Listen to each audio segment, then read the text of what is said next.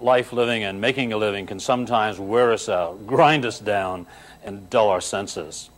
So for a keen mind and a sharp contributive edge that can make it all easier and better and more productive, let's take some time to sharpen our axe. Stay with us right now for Life Talk.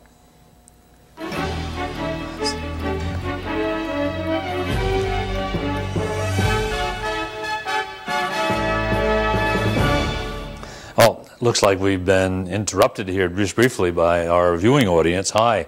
You've either surfed to or purposely selected Life Talk. It's a selection of verbal essays done week after week, nearly 4 years now, on life living and making a living. And if you were here last week, you got a pretty good idea where we're heading.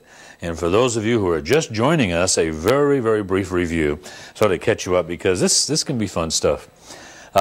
We were talking about my introduction into the industry, becoming a speaker, devoting my life to attempting to make a difference in people's lives. We talked about the percentages that exist out here that aren't too favorable when it comes to succeeding. See, most people really have been trained all of their lives by their parents and their schools to accommodate those to go out and get a job. Nothing wrong with that. I'm not, no indictment there. But a lot of people lately get downsized and capsized, and all of a sudden they realize that they better start learning how to take care of themselves. Perhaps get into the free enterprise system, become independent, go to start their own business, get into sales.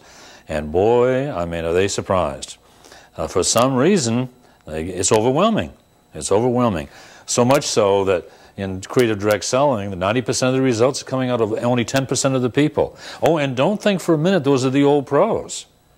Just not too long ago, an associate of mine and I ran into a young man who, in his first year in sales in an insurance office, 16-man office, he wrote, I believe it was 67% of the business of the whole office, his first year.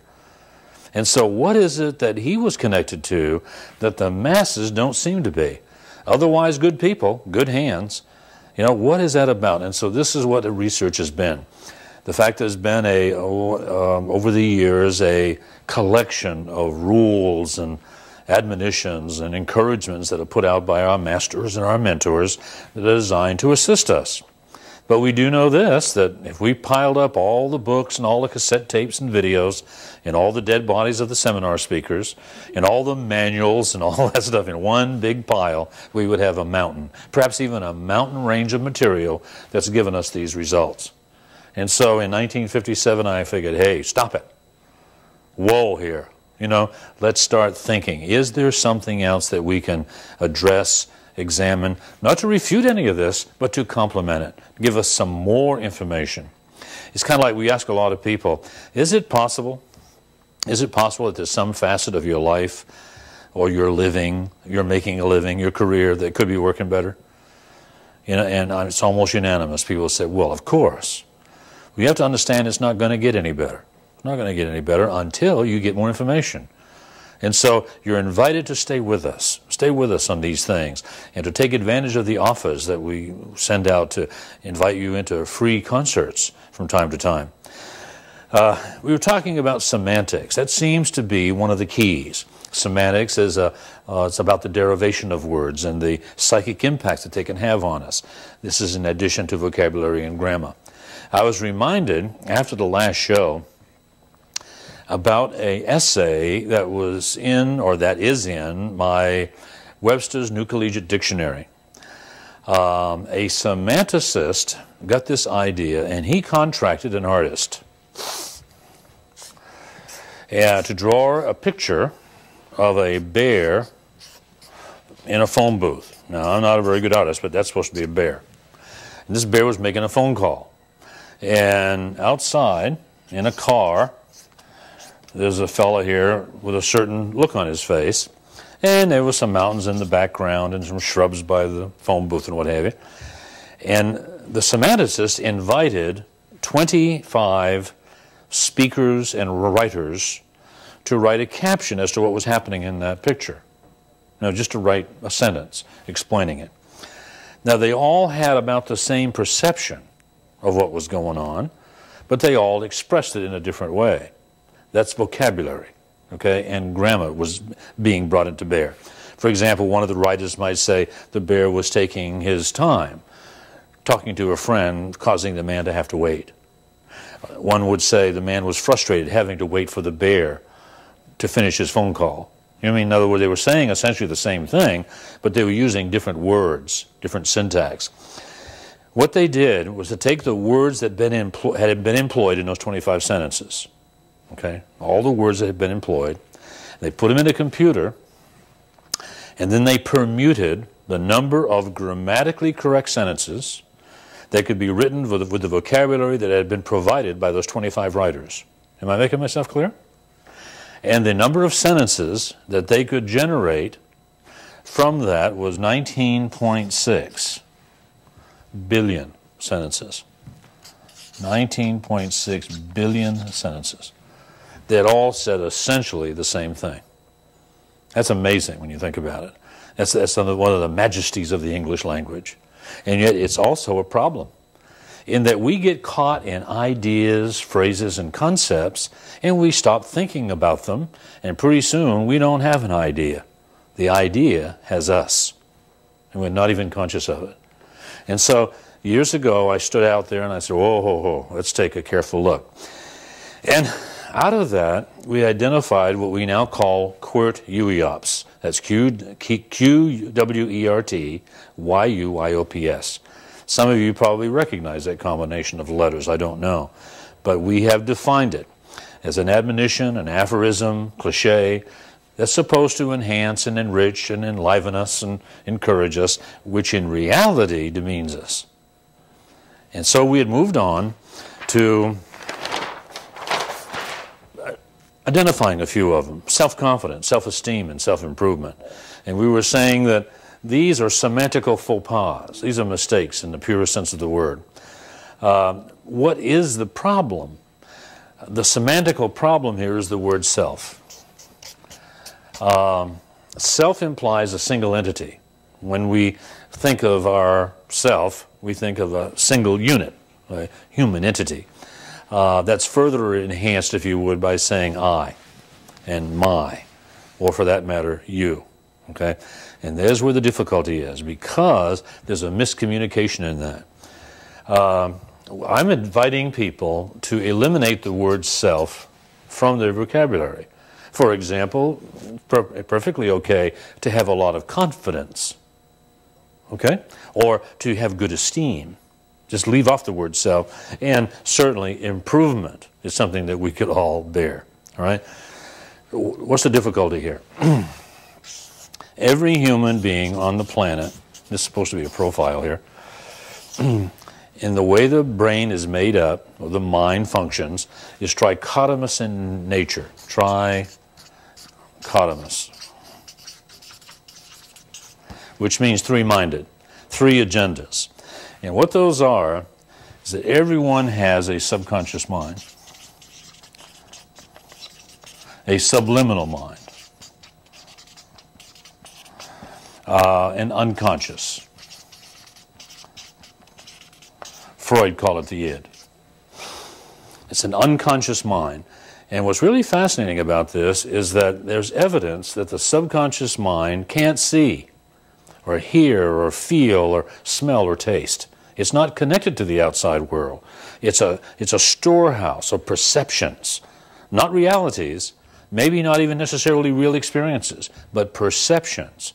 In other words, the mind takes like photos and interprets events and experiences in such a way, and it stores them all up, and that's the way life is. That's what life is about. Okay?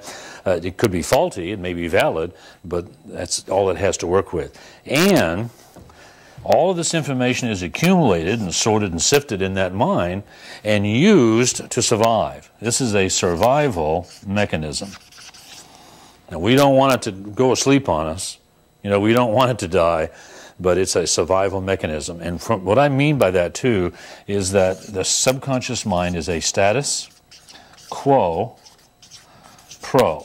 You all know what status quo means. Everything kind of just the way things are is good enough. Well, it's really good at keeping it that way. That's its task. That's its job. That's one of our agendas, just one mind that we have. And everyone we encounter has that mind. They want everything to stay just the way it is. Can you see, for example, if you're trying to persuade or influence someone to do something, that unless you can quiet this part of the mind, you may not be successful? Because there is the mass of the brain is conscious, cognitive, has intellect.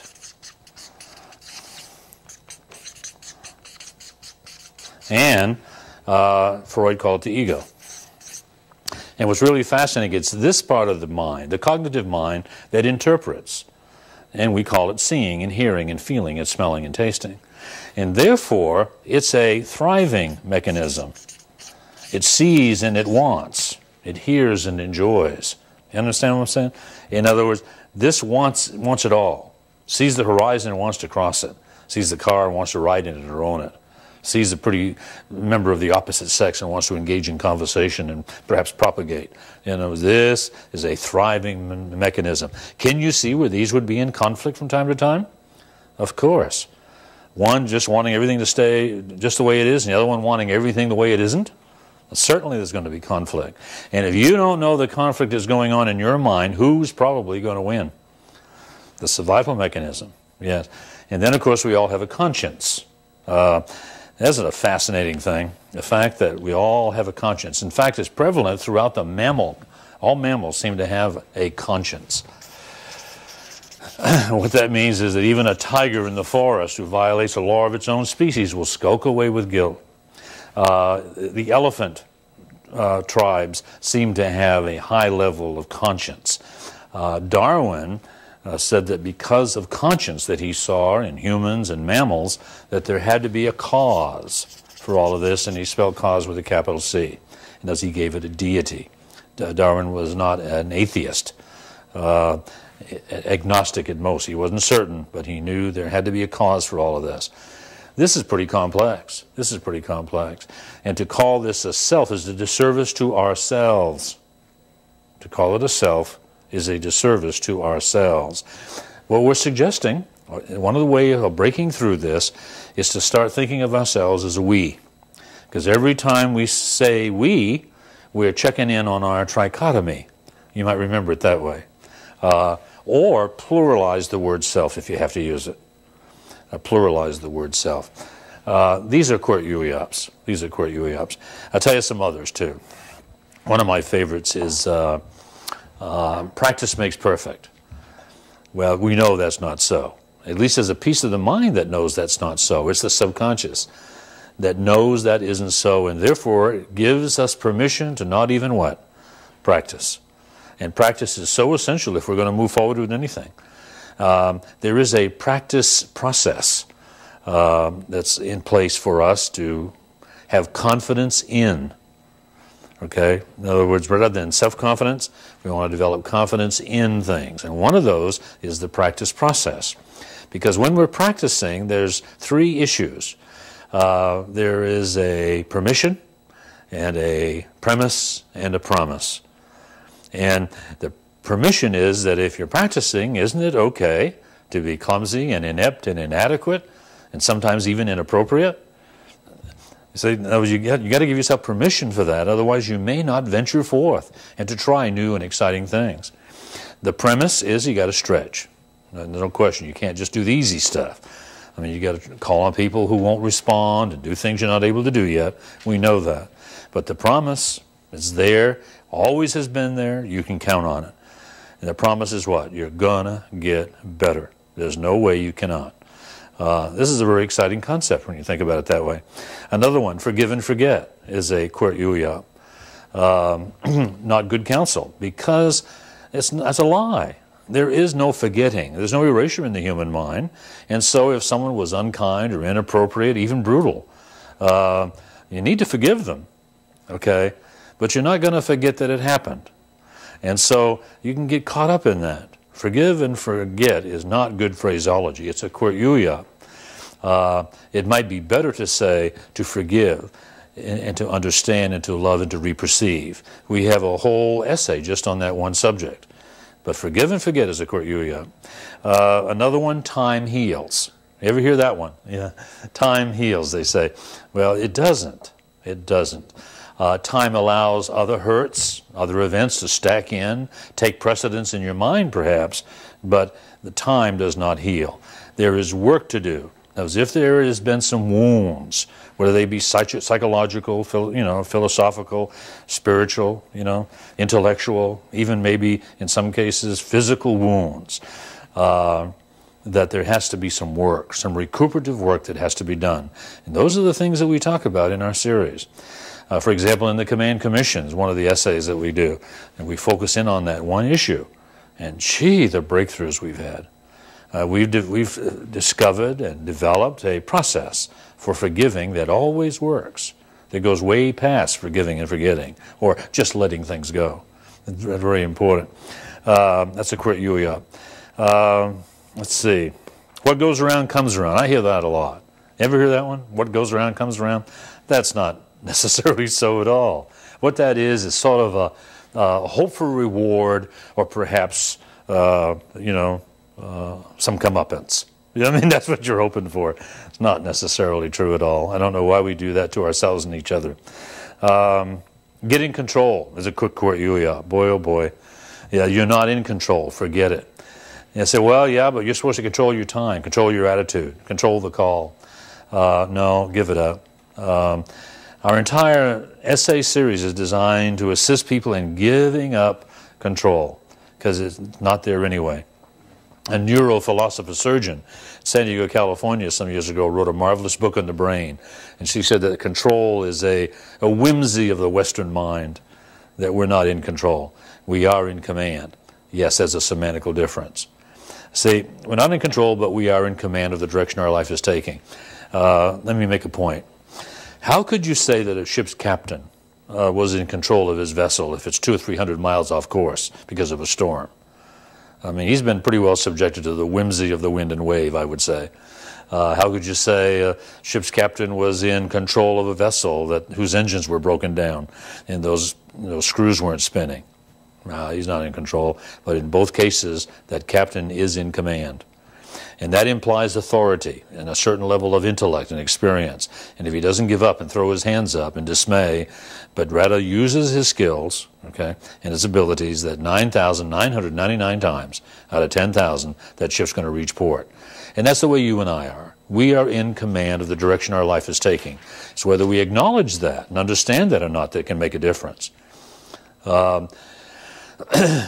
It's whether or not we understand that with that authority, if you would, comes a certain responsibility. And to understand all the facets of that is very, very important. So getting control is a Qwertyuios. By the way, while we have time, I better explain Qwertyuios. Once again, it's Qwertyuios.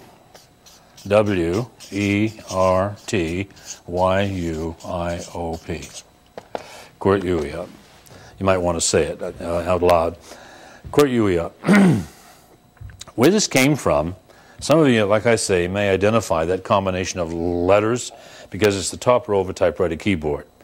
As you put your hand on the home keys and then go up one level, and you're going to get Qwertyuios.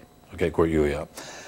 The reason I chose that combination of letters to pronounce and to define the way we have is because of its heritage.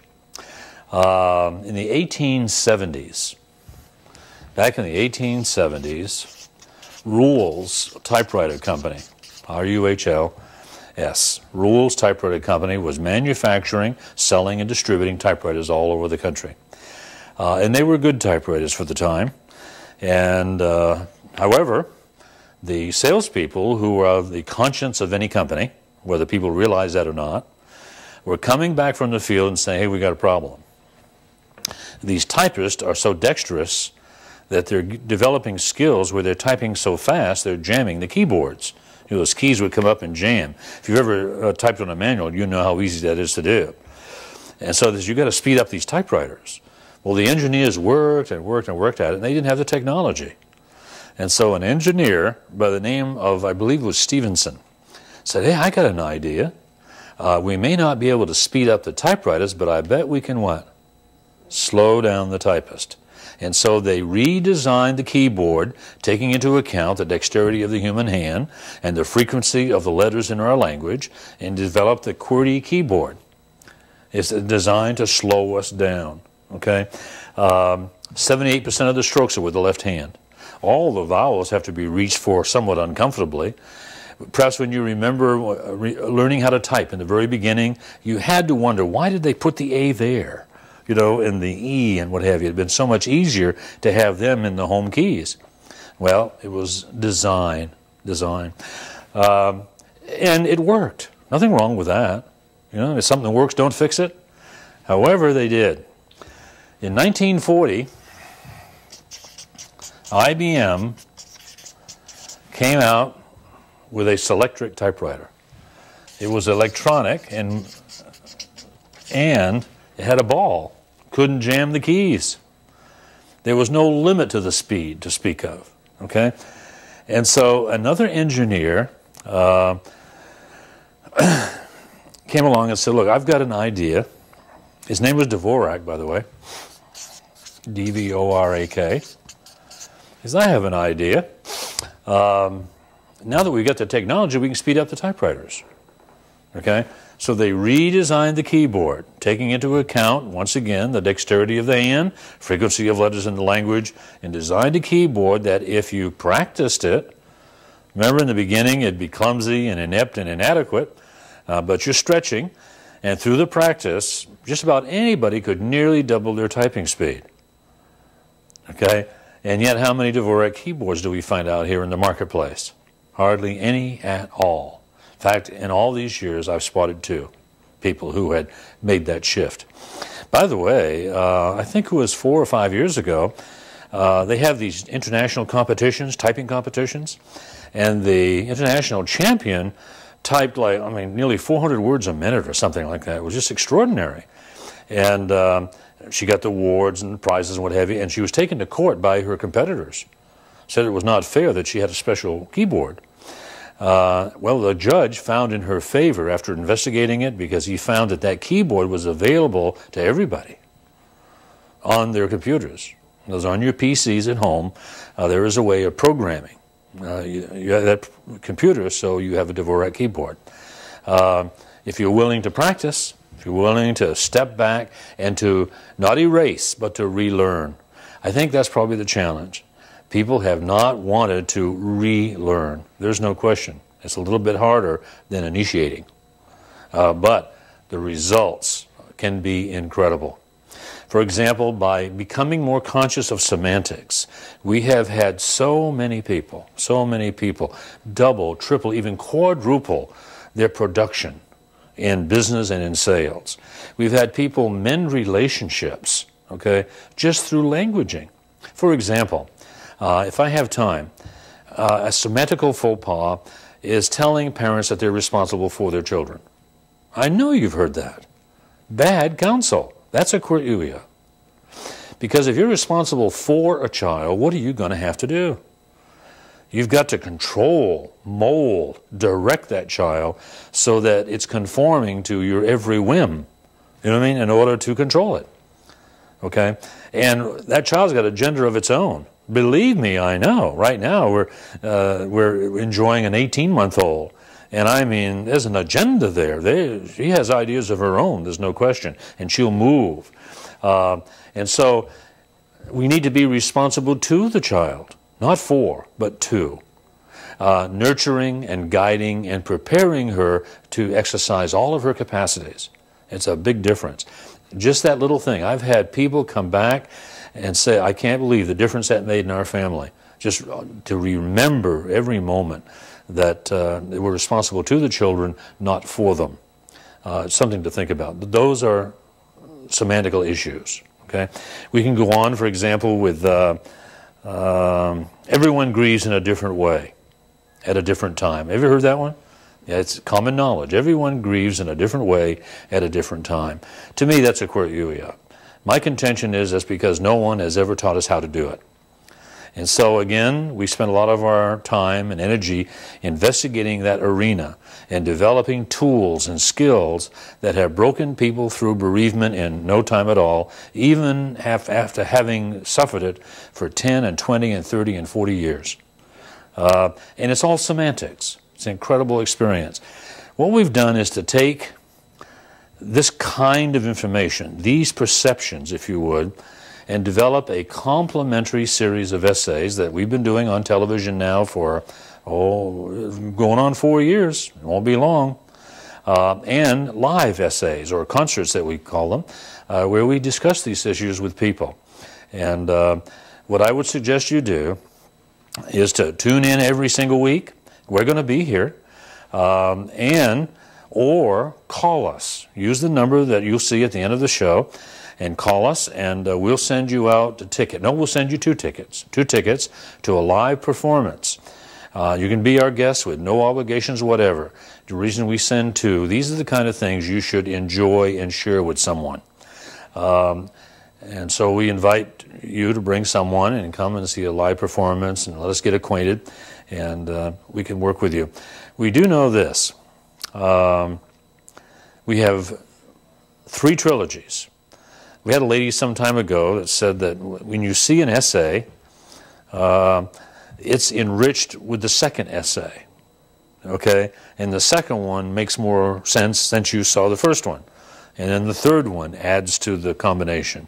And she said by the time you've seen all 9, there's not much left to talk about.